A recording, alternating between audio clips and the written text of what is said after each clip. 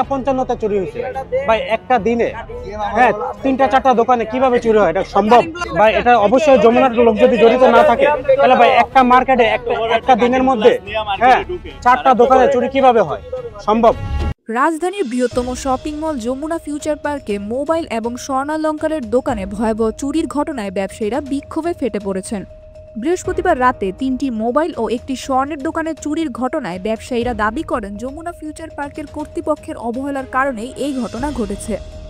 বৃহস্পতিবার রাত 9টা 45 মার্কেট বন্ধ হওয়ার পর মাত্র 10 মিনিটের ব্যবধানে সিসিটিভি ফুটেজে দেখা যায় দুর্বৃত্তরা মোবাইল ও ক্যাশ চুরি করছে।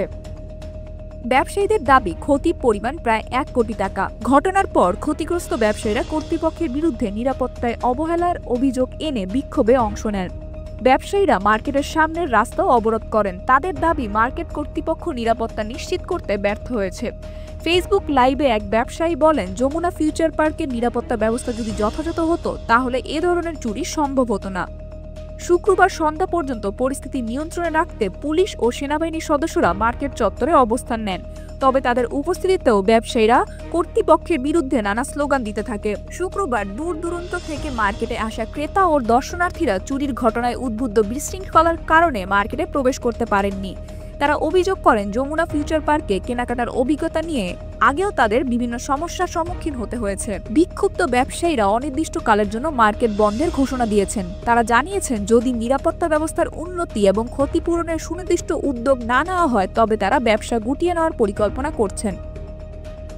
আনুমানিক আপনার 9টা 40 না 45 আর কি বন্ধ করছি দোকান। তার আপনার ঠিক 3 মিনিট বা 4 মিনিট পরেই শাটার কাইটা আর কি তালা কাইটা আর কি 4 জন ঢুকছে।